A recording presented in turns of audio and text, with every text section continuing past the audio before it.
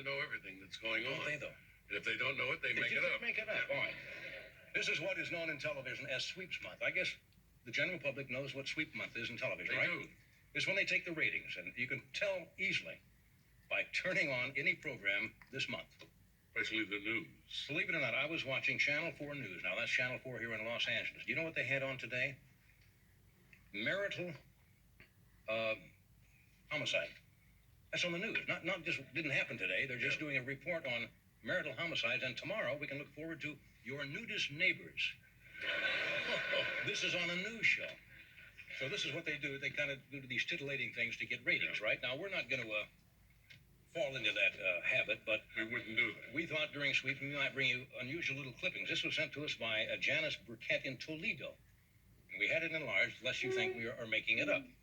A Toledo man in Ohio was shot with a .357 Magnum. Now, isn't that a big handgun? That's a big one, yes. Isn't that the Clint Eastwood model? Yeah.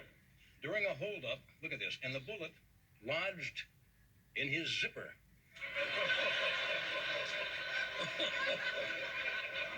And it's saved his life, or maybe something more important in his life. We bring that to you just because it happens to be Sweep Weeks. We thought this was kind of crazy. Officer Fred Weiner. Wait a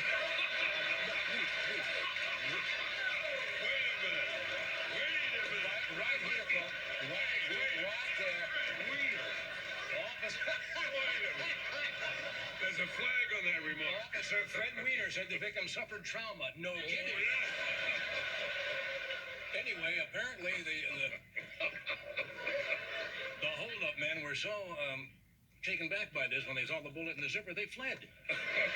Now, that's got to be some zipper, right? Yeah. And John said, Officer Fred Weiner. Anyway, we'd like to thank our Sweeps Week news hound. Now, if you have a story of this high journalistic merit, just send it in this month, and it'll probably see the light of day here.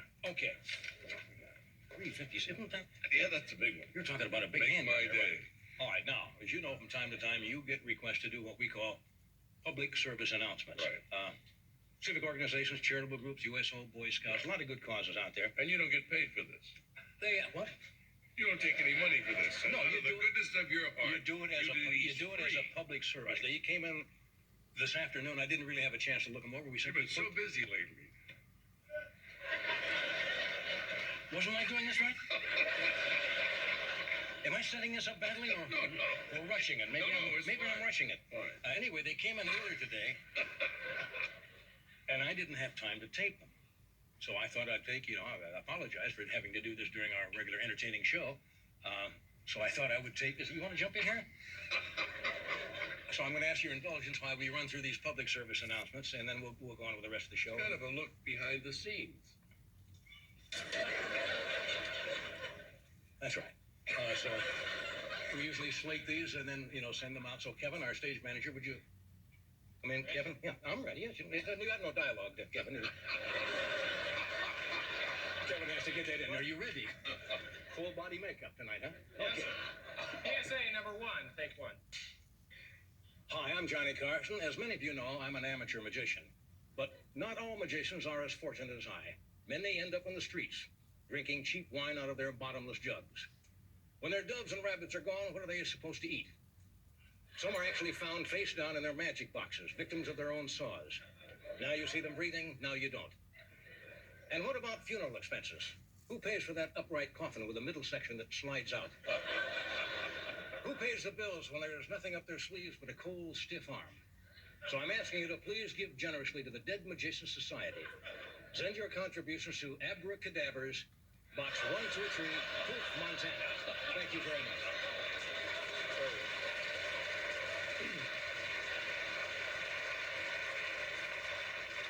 Thank you. Put that one out of the way. Yes. PSA number 2, take 1.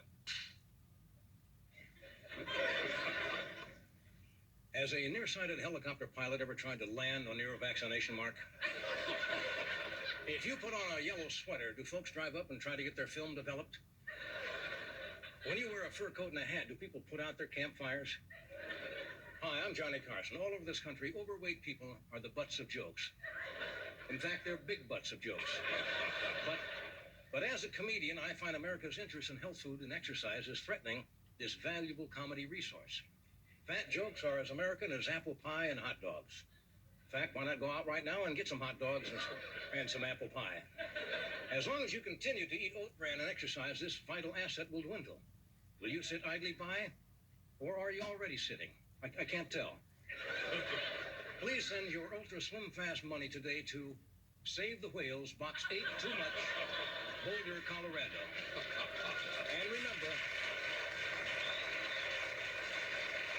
And remember, friends, inside every fat person is a skinny person with a lot of room.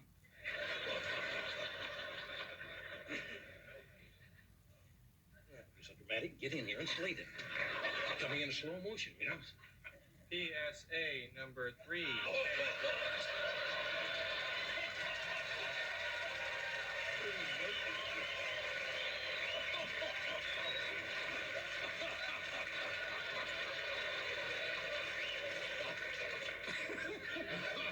Folks, these are very serious now. Hi, Johnny Carson here with a special appeal to men. You know, the 12th leading cause of injury... Well, I can start that one over again. PSA number 3, take 2. Better, that's better. Hi, Johnny Carson with a special appeal to men. You know, the 12th leading cause of injury for American women last year wasn't traffic accidents. It wasn't falling downstairs. It was something so simple, yet so preventable. It was the toilet seat being left up.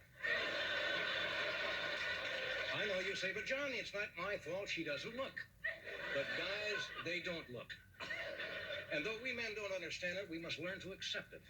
Just as we've learned to accept those inexplicable love wine spritzers, Phil Donahue, and Beauty and the Beast.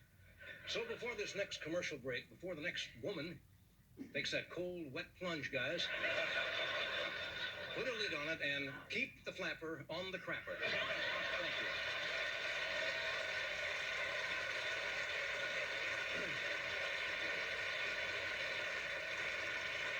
PSA number 4, take 1. Hi, does this sound familiar? You're talking on the phone, there's a click on the line, and your friend says, hang on, I've got another call. Another click, and you're in limbo. You've just become a victim of call waiting. You get the call, you do the waiting.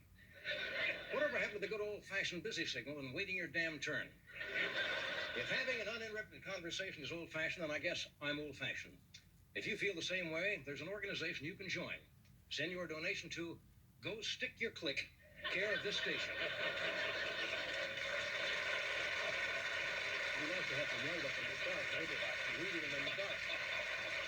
$8 million we can't get a right for the cards. Yes, I'm reading these in the dark, as you know. What you're doing is wonderful. Thank you very much. You have to be a bat to see those, because we have no damn light over here. No, it's all right.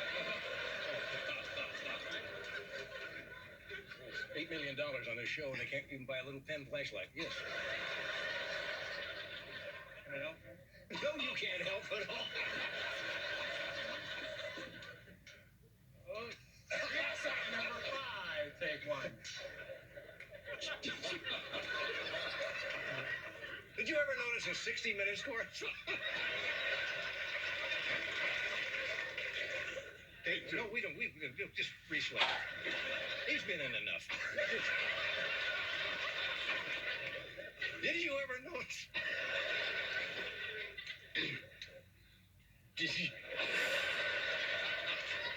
Take 4. No, there's nothing funny about this. I haven't said anything funny at all. You've never done a take 4 before. Yeah, just... Thank you, Fred. Oh, that's good. right.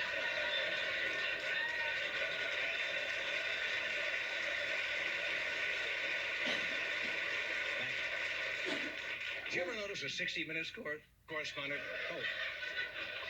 Did you ever notice a 60 Minutes correspondent, Andy Rooney, has beady little eyes and Let's go to the last one. I don't like this one anyway. Just slate the last one. PSA number 6, take 1. Hi, Johnny Carson here. No, stop it. Come on, give me a break.